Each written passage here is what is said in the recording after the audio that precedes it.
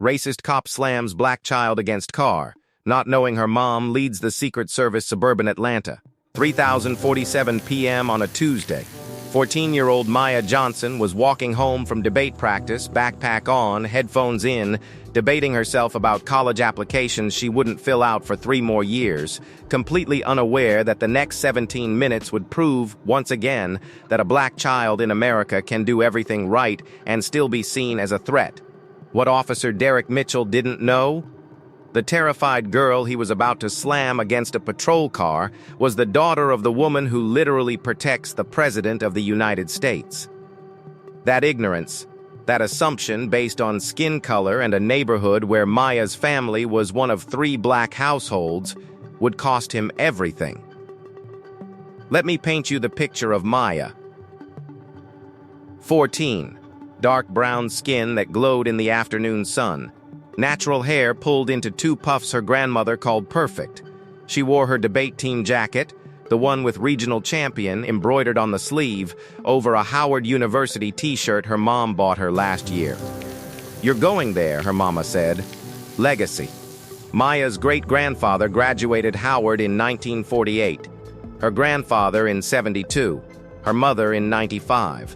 Maya would be 4th generation, if she survived to 18. She was doing what black parents tell their children to do, walking on the sidewalk, not the street. Hands visible, no sudden movements. Minding her business. Being respectful. All the things from the talk, the one every black parent has with their kids about how to interact with police and maybe make it home alive. But here's what Maya didn't know. Officer Mitchell had gotten a call about a suspicious person in the neighborhood. The caller? A white woman who'd seen a black teenager walking around looking at houses. That's it. That's the whole crime. Walking while black in a neighborhood where her family paid a mortgage like everyone else. Maya turned onto Maple Street, 3 blocks from home. She could see her house, the one with her mom's prized rose garden out front, the American flag on the porch that her mother insisted on after 23 years of federal service. Almost there. Almost safe. That's when the patrol car pulled up. Fast. Aggressive. Tires squealing like she'd just robbed a bank instead of conjugating verbs in apt Spanish. Maya's stomach dropped. Not again. Please, not again. She'd been stopped twice this year already. Once for matching a description. Once because she was sitting in her own car outside her own house and a neighbor didn't recognize her. Both times, her mother had to be called. Both times, Maya code-switched so hard her throat hurt. Both times, she went to bed wondering what she'd done wrong for existing. Officer Mitchell stepped out, hand already on his weapon, not hovering. On it. Like Maya, all 97 pounds of her was a threat to his life. Stop right there. His voice was sharp, aggressive. The voice that doesn't ask, it commands. Maya stopped, froze actually. Hands came up automatically. Muscle memory from the talk. Keep your hands where they can see them. Don't reach for anything. Say yes sir and no sir. Be polite. Survive. Take off your headphones. Now. She did, slowly, carefully, thinking about Tamir Rice. 12 years old, playing with a toy, dead. Thinking about Ayanna Jones, 7 years old, sleeping, dead. Thinking about every black child who did everything right and still didn't make it home. What are you doing in this neighborhood? The question hit different when you're black. Not do you live here, but what are you doing here? The automatic assumption that you don't belong. I live here, sir. Her voice was calm. Practiced. The voice her mama taught her. Not the voice she used with her friends. Code switching. Survival. Where? 1247 Maple Street. 3 blocks that way. She pointed with her eyes, not her hand. Hands stayed up. Always. If you're a black person watching this, you already know where this is going, don't you? How many times have you been stopped in your own neighborhood, questioned in your own space, told you don't belong in places you've earned the right to be? Drop a comment, but first you need to hear what this officer didn't know about who he was messing with. About the mother who'd taught Maya the talk. The same mother who'd taken an oath to take a bullet for the president. The same mother who was 3 minutes away and about to make this officer's career very, very short. Have you experienced this? The assumption. The profiling. The exhaustion of constantly proving you belong in your own neighborhood. Comment your story below. This is a safe space. We see you. Officer Mitchell's face twisted. That look. Black people know that look. Disbelief mixed with contempt. Let me see some ID. It's in my backpack, sir. Keep your hands where I can see them. Then, how do I? Maya's voice cracked. She was 14. 14. This wasn't supposed to be her life. Officer Mitchell stepped closer. Too close. Invading space in a way that felt like a warning, like a threat. Maya could smell his coffee breath, see the vein pulsing in his temple, read his nameplate. Mitchell. She'd remember that name. Don't get smart with me. You matching a description of someone breaking into cars. There it was. The description. The one that's always conveniently vague when it's about black people. Suspicious. Doesn't belong. Matches a description. Code for black in a space where white people feel entitled to question your existence. I haven't broken into any cars, sir. I'm coming from school. Debate practice. She gestured with her eyes to her jacket, the one with her name embroidered. Maya Johnson. Debate captain. State finalist. He didn't even look at it. Turn around. Hands on the car. Sir, I really don't think, I said turn around. His hand moved to his weapon, not drawing it. But the message was clear, comply or else. Maya turned. Her hands shook as she placed them on the hood of his patrol car, still warm from the engine. She felt the heat through her palms while her blood ran cold. Here's what Maya was thinking. What every black child thinks in these moments. Do I call my mom? Do I cry and confirm his stereotypes? Do I stay calm and hope I make it home? Do I recite my rights and risk him feeling disrespected? Or do I just survive? She'd had the talk. Multiple versions. The one from her mom, the federal agent who dealt with threats daily, but said the scariest moment of her life was sending her black daughter into the world. The one from her dad, who still had scars from a traffic stop in 1998. The one from her grandmother, who marched with John Lewis and still carried trauma from police dogs and fire hoses. Maya knew how quickly these could turn deadly. She'd seen the videos, been to the community vigils, watched her parents cry over news reports, memorized the names: Tamir, Ayana, Trayvon, Sandra, Philando, Brianna, George. The list too long. Always too long. But what Officer Mitchell didn't see? The phone in her jacket pocket. Recording. The one her mother insisted she carry with a recording app that automatically uploaded to cloud storage. Document everything, baby. Evidence is how we survive. Behind them, car doors locked. A white woman walked by, clutched her purse tighter, kept her eyes down. Another white man slowed his car, watched, didn't stop. Witnesses. Silent ones. The kind that black people know won't speak up even if things go wrong. But 2 houses down, Mrs. Chen, the Korean-American woman who'd faced her own discrimination and understood, pulled out her phone. Started recording. Made eye contact with Maya. A small nod. I see you. I'm documenting this. How many of you just felt your blood pressure rise? That's recognition, isn't it? That knowing. That I've been here or my child could be here feeling. The one that never quite leaves your body once you've experienced it. Droppa, or if you've lived this. We're not alone. Officer Mitchell patted Maya down. Rough. Aggressive. Hands that didn't have to be that rough. That chose to be. Each touch felt like a violation, like punishment for existing. What's this? He pulled out her phone. My phone, sir. Why were you recording? His voice changed. Sharper. Angrier. Scared, maybe. Because cops know what cameras mean now. Accountability. I wasn't, it's just my phone. Don't lie to me. He grabbed her arm, spun her around, shoved her against the car. Hard. Her face hit the hood. Pain exploded across her cheekbone. Tears came automatically, fear and pain mixing. Sir, please, I didn't do anything you're resisting. She wasn't. She was standing there, crying, terrified, 97 pounds of teenage girl who just wanted to go home and complain about algebra homework. Officer Mitchell wrenched her arms behind her back. Metal clicked. Handcuffs. Cold. Tight. Too tight. Cutting into her wrists. You're hurting me. Maya's voice broke. Not the code-switched voice anymore. The real one. The scared child one. Should have thought about that before you broke into cars. I didn't break into any cars. I live here. My mom. Yeah. Everyone's got a story. Everyone's innocent. He jerked her upright by the cuffs. Pain shot through her shoulders. Her debate jacket tore. The one she'd earned, the one with her name on it.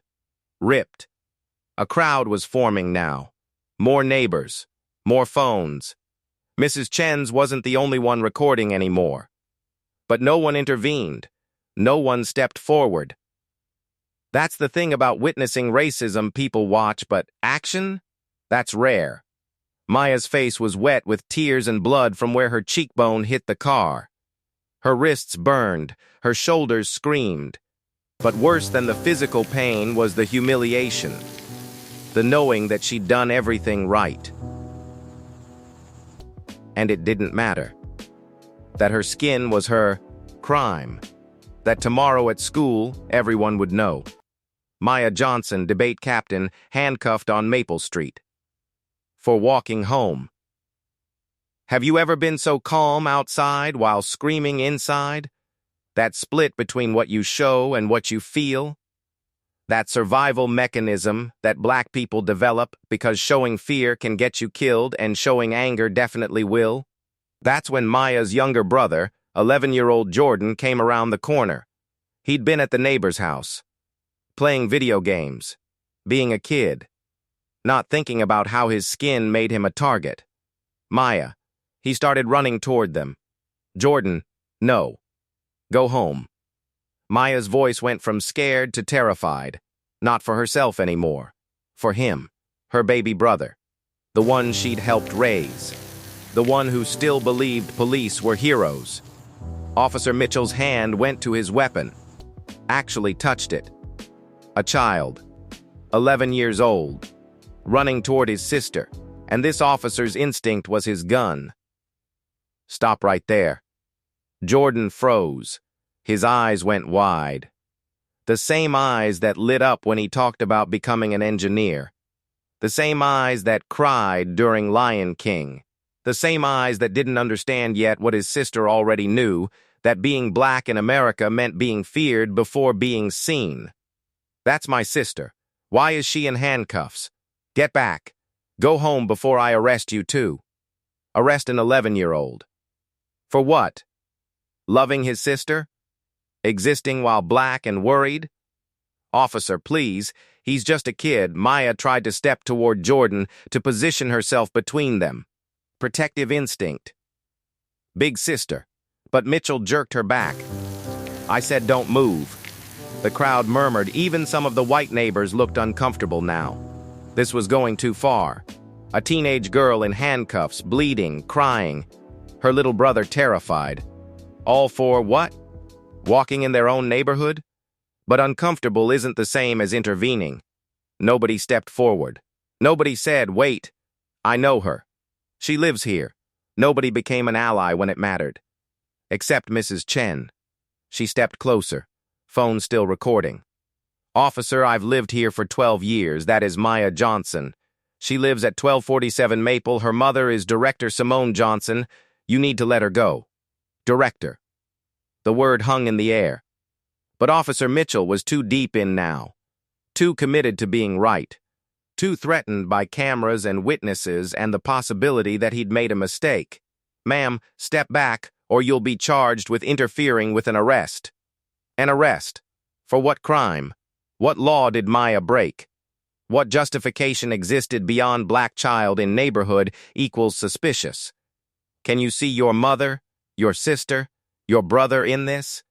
Yourself? That moment when you realize being right doesn't matter. Having a right to be somewhere doesn't matter. All that matters is power. And who's afraid of who? And who gets to go home? Hit like if these stories need to be told. Racism thrives in silence. These children deserve better. Officer Mitchell grabbed his radio. Dispatch, I've got a 1015, juvenile. Possible 1031, resisting arrest. Suspicious person. His words would go in a report. Permanent record. Follow Maya. Define her. Change her life. Maya's phone, the one still recording, still uploading, was visible in Mitchell's hand. He hadn't realized it was on. Hadn't realized that every word, every action was being documented. Sent to cloud storage under her mother's account. The account monitored 24/7 by federal security protocols. At that exact moment, 3 miles away in the Atlanta field office, Director Simone Johnson's phone vibrated. Security alert. Cloud upload from daughter's device. Automatic recording activated. Possible distress. Simone opened the notification. Saw the feed. Live stream from Maya's phone. Saw her daughter's face pressed against a patrol car. Blood on her cheek. Handcuffs cutting into her wrists. Officer's hand on his weapon near her son. Jordan. Her baby. Frozen in fear. Every mother's nightmare. But for a black mother, the nightmare you prepare for. The one you have the talk about. The one you pray never comes but no, probably will. The one that's killed too many children who looked like yours. Simone's 23 years of federal training kicked in. She didn't scream, didn't panic. She moved. Grabbed her badge, her weapon, her phone, radioed her team, code black. Officer involved incident, my children. En route, 3 minutes, code black. Not an official code. But her team knew. They'd invented it together. Black agents who'd all had the talk with their kids, who all carried the same fear, who'd promised each other, if it happens to one of ours, we all move. 6 federal vehicles mobilized, lights, no sirens. Fast, but controlled. Professional. Because Simone Johnson didn't just protect the president. She led the entire Secret Service detail. 23 years. Started as a field agent. Worked her way up through excellence. Despite barriers. Despite discrimination. Despite being told she didn't belong. She'd earned every promotion. Broken glass ceilings.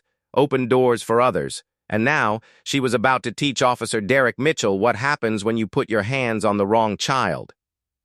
Back on Maple Street, Maya's wrists were bleeding now, the cuffs too tight. Her voice hoarse from crying. Please, officer.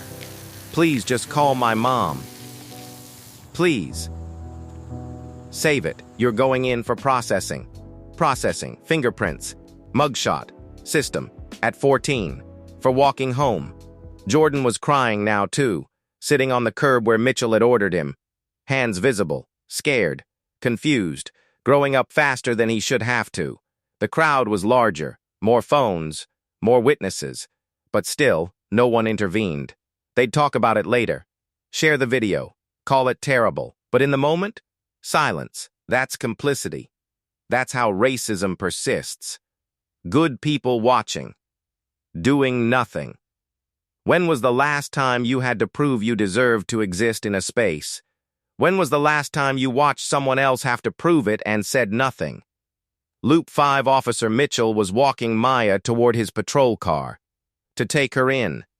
To process her. To create a record that would follow her. Ivy League schools she dreamed of would see it.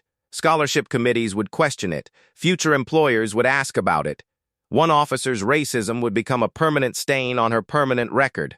Maya's legs barely worked. Shock, fear, pain. She stumbled. Mitchell jerked her upright. Walk. That's when the sound came. Low at first, then unmistakable. Multiple vehicles. Moving fast. Professional. Coordinated. 6 black SUVs turned onto Maple Street. Federal plates, tinted windows. They didn't screech to a halt, they positioned. Tactical, precise, creating a perimeter, establishing control. Doors opened. Agents emerged, armed, badged, professional. And leading them, striding forward with the controlled fury of a mother whose children had been threatened, was Director Simone Johnson. She was in full tactical gear, badge on her belt, weapon visible but not drawn.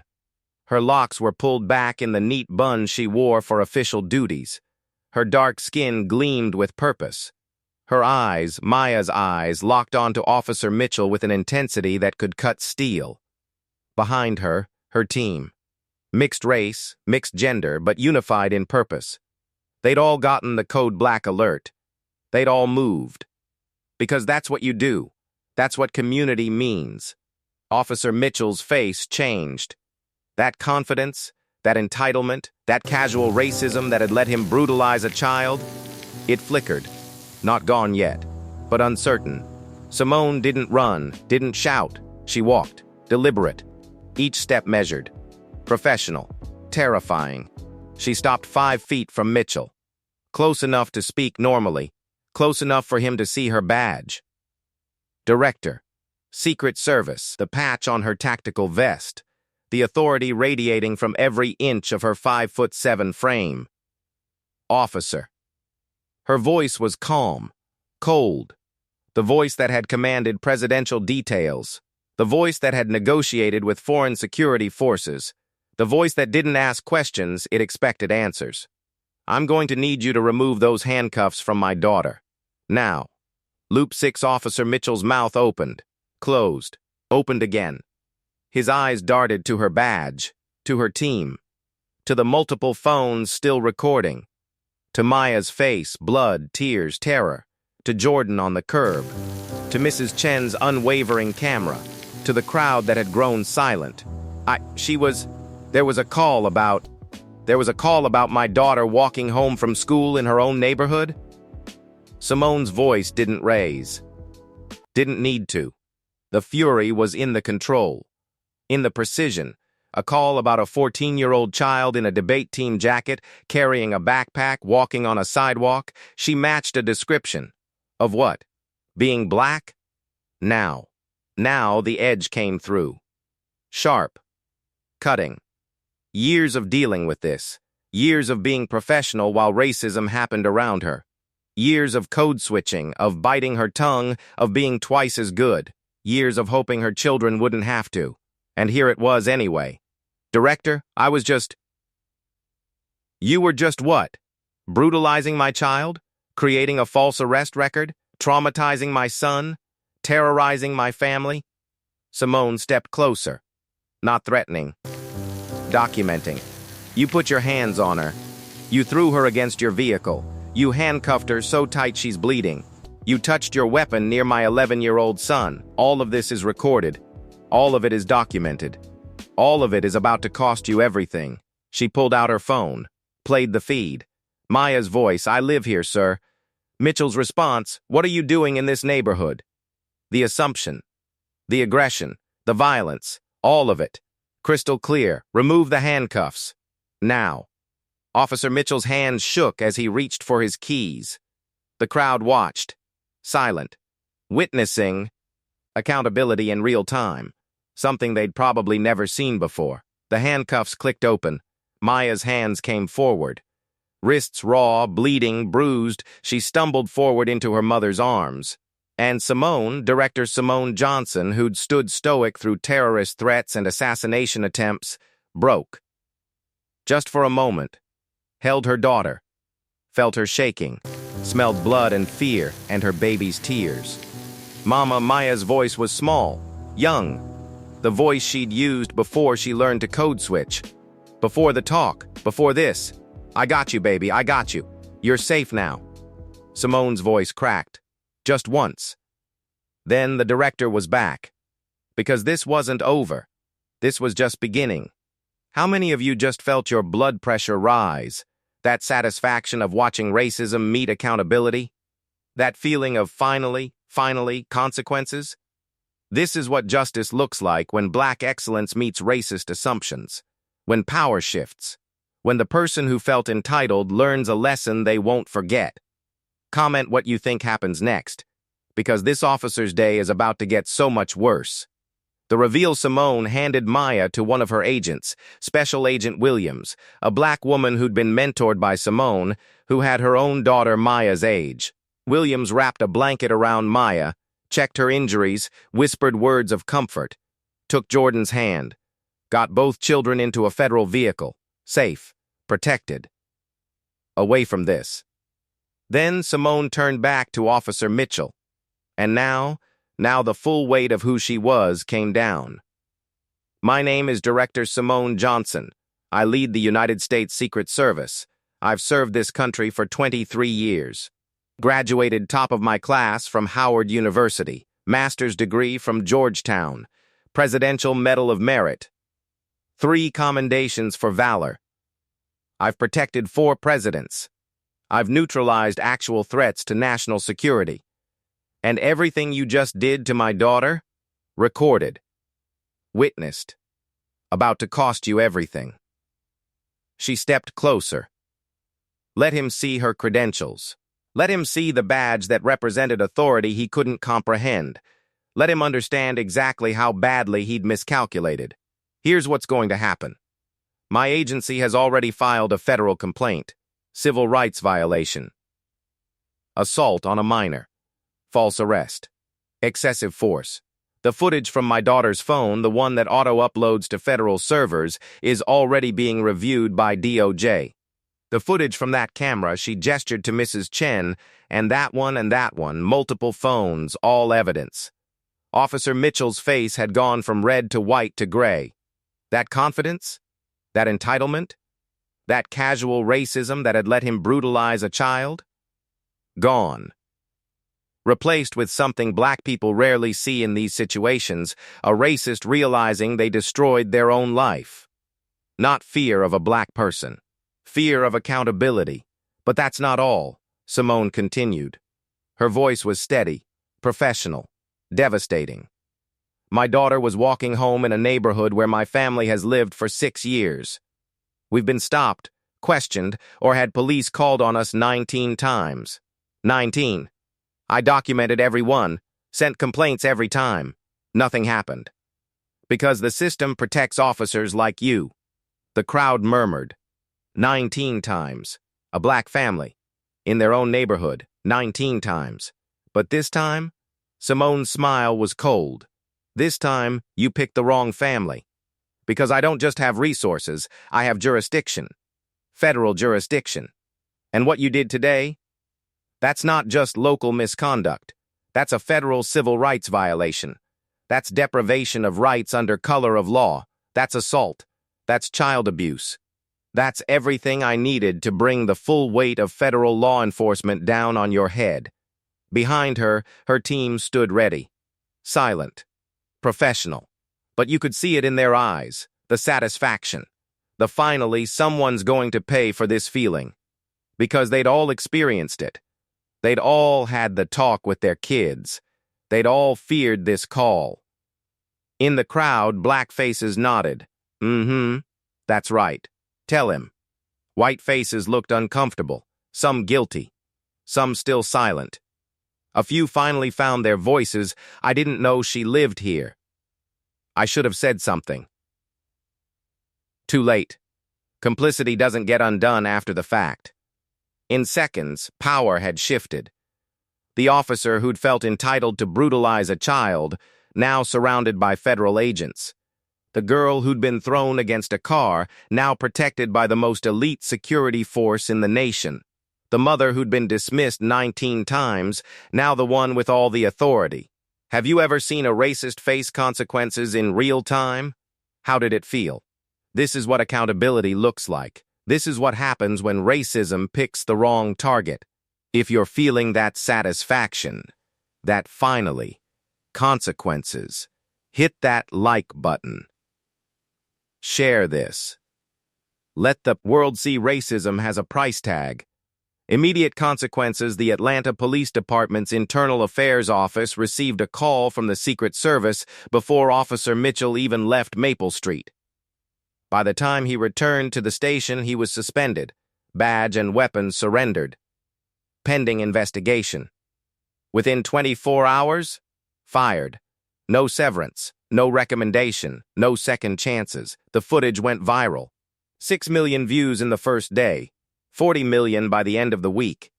Hashtag Officer Mitchell trended nationally. News outlets picked it up. Local, national, international. Secret Service director's daughter brutalized by police made headlines everywhere. Protesters gathered at the Atlanta Police Department. Not violent, not destructive, just present, with signs, with Maya's name, with demands for accountability. The police union issued a statement defending Mitchell, called it standard procedure. That lasted 12 hours before public backlash forced a retraction. Before even the union had to admit there was no justifying this. But Simone Johnson wasn't done, not even close. She filed a federal lawsuit. Not for herself, for her daughter, for every black child who'd been brutalized and had no recourse, for every family that had been dismissed. The complaint was 53 pages. Detailed, devastating. It named Officer Mitchell, his supervising sergeant who'd ignored previous complaints, the police chief who'd failed to address patterns of discrimination, the city council that had repeatedly blocked reform, the system that had protected racist policing. It requested damages, specific amounts for specific harms, $5 million for Maya's pain and suffering, $2 million for Jordan's trauma, $10 million in punitive damages, $25 million for systemic reform and oversight plus legal fees. The legal team Simone assembled? Not just good, the best. Civil rights attorneys who'd won landmark cases, former DOJ prosecutors, constitutional scholars. They weren't just fighting for Maya. They were fighting to set precedent. The city of Atlanta tried to settle quietly, offered money if Simone would go away, would sign an ENDA, would stop talking. She refused. My daughter will not be silenced. Our story will not be hidden. This isn't about money. This is about accountability. This is about making it impossible for this to happen to another child. Extended consequences officer Derek Mitchell's life unraveled publicly. Fast. His wife filed for divorce. She'd seen the video, couldn't defend it, couldn't justify it, couldn't look at him the same way. The papers cited irreconcilable differences. The reality? She couldn't be married to that. He lost custody of his own children. The judge, a black woman, reviewed the footage, saw how Mitchell treated Maya and Jordan, said a man who brutalizes someone else's children has no business raising his own. Supervised visitation only. He couldn't find work. Security jobs ran background checks, saw federal civil rights violation. Assault on a minor. Fired from Atlanta PD. No one would hire him. Not even private security companies. He tried to apologize. Posted a video. I was having a bad day. I'm learning and growing. I'm not racist. I have black friends. The standard playbook. The internet destroyed him. Bad day? Maya had a bad 17 minutes that will affect her whole life. Learning? You're 47. What took so long? Black friends? Name them. We'll ask. The apology disappeared within hours. Too late. Already screenshotted. Already mocked. Already used as evidence of his character in the lawsuit. But Mitchell wasn't the only one facing consequences. His supervising sergeant, the one who'd received complaints about Mitchell's pattern of targeting black residents and done nothing, was demoted. Then fired. Then charged as an accessory to civil rights violations for enabling misconduct. The police chief was forced to resign. 28 years on the force. Decent reputation. Gone. Because under his leadership, a 14-year-old girl was brutalized and he'd done nothing about the 19 previous incidents. The city council members who'd voted against police reform voted out. Community organized. Registered voters. Showed up. Made change happen. Because Maya's story wasn't just about one girl. It was about a system. Other victims came forward. Black families who'd been stopped, questioned, harassed in that same neighborhood. By Mitchell, by other officers. A pattern, a culture, a system designed to make black people feel unwelcome in spaces they had every right to occupy. The lawsuit expanded. Class action, 47 families, all black, all targeted, all with stories like Maya's, but without federal resources to fight back. Simone won for all of them, for every black family followed in their own neighborhood, for every black child questioned by police for walking home, for every black parent who had to have the talk, for every black person who'd been told they didn't belong in spaces they'd earned. The settlement? $127 million, not just money. Mandated reforms, independent oversight committee with community representation, mandatory bias training, real training, not diversity theater, body cameras on all officers, always disciplinary action for racial profiling, hiring practices, prioritizing diverse candidates, community liaison positions for black neighborhoods, funding for youth programs, and community centers. Protagonist's response when reporters asked Simone how she felt, she didn't gloat, didn't celebrate. That's not who she was, not who we are. I'm tired. I'm tired of proving my family deserves to exist in peace, tired of the mental gymnastics, speak up and risk violence or stay silent and accept disrespect. Tired of the talk I've had with my daughter 3 times and my son twice already. Tired of being excellent and still being seen as suspicious. She paused. Let the weight settle. But I'm not angry at Officer Mitchell. Not just him, anyway.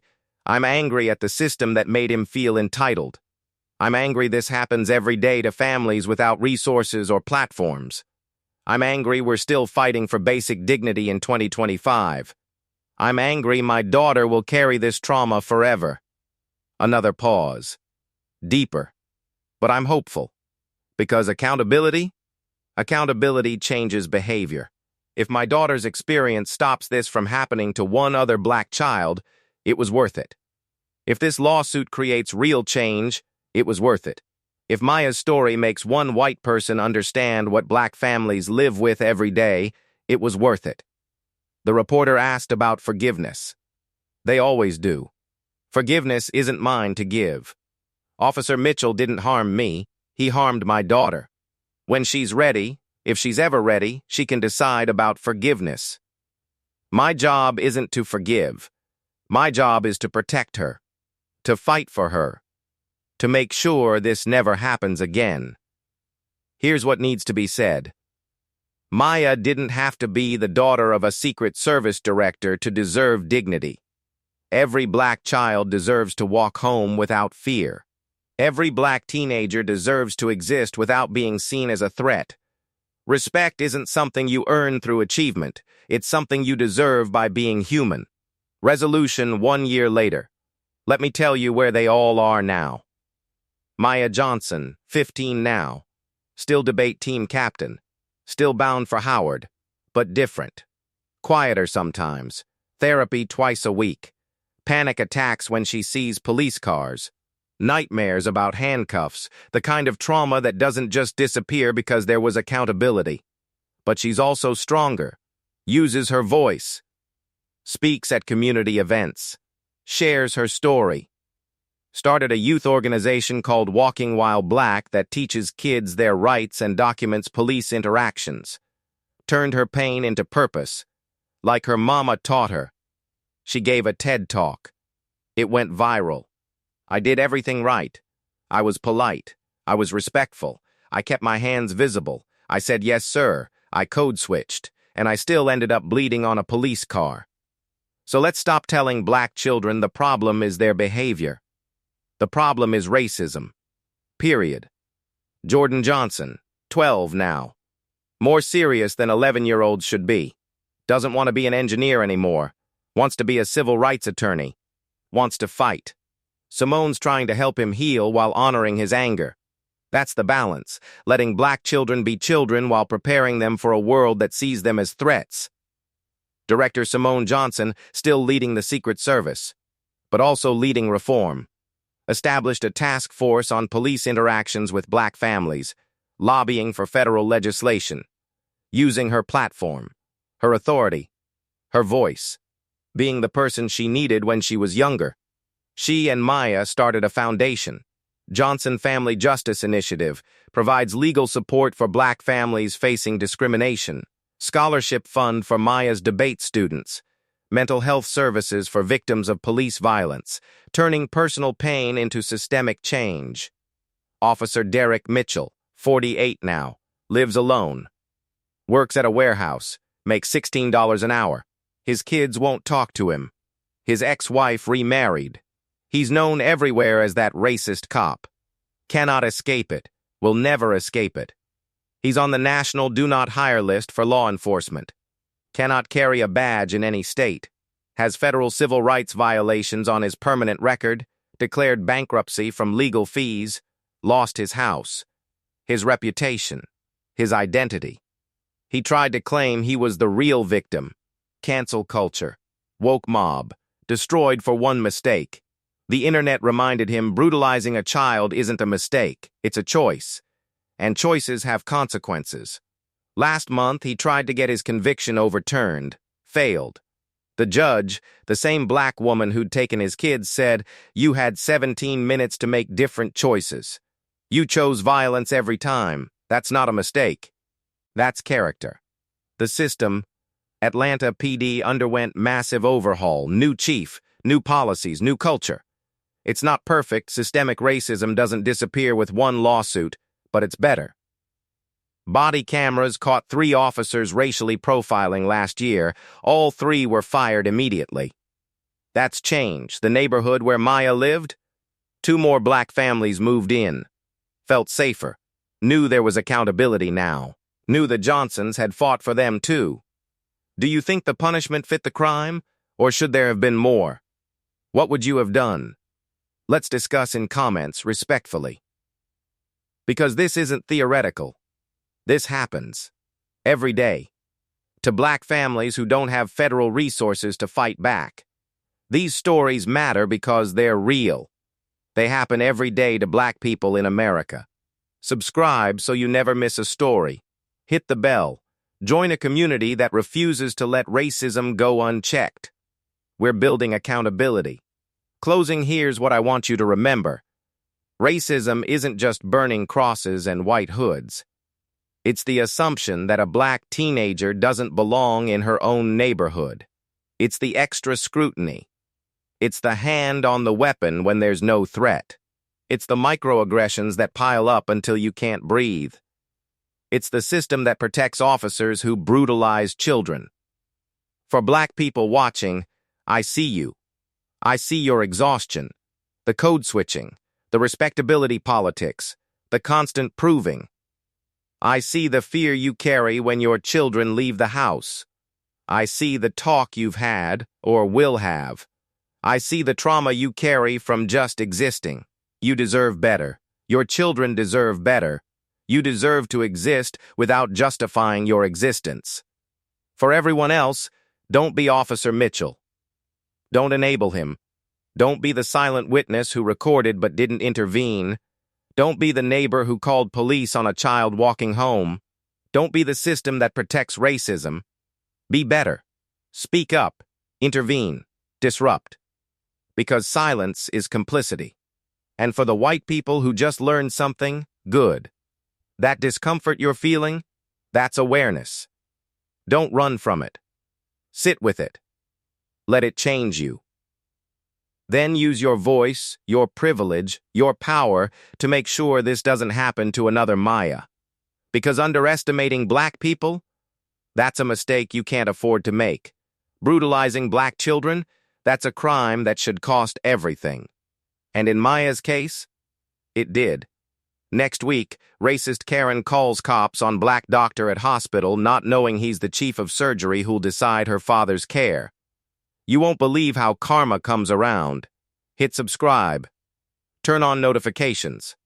These stories need to be told. Justice demands witnesses. Until then, respect costs nothing. Dignity isn't negotiable.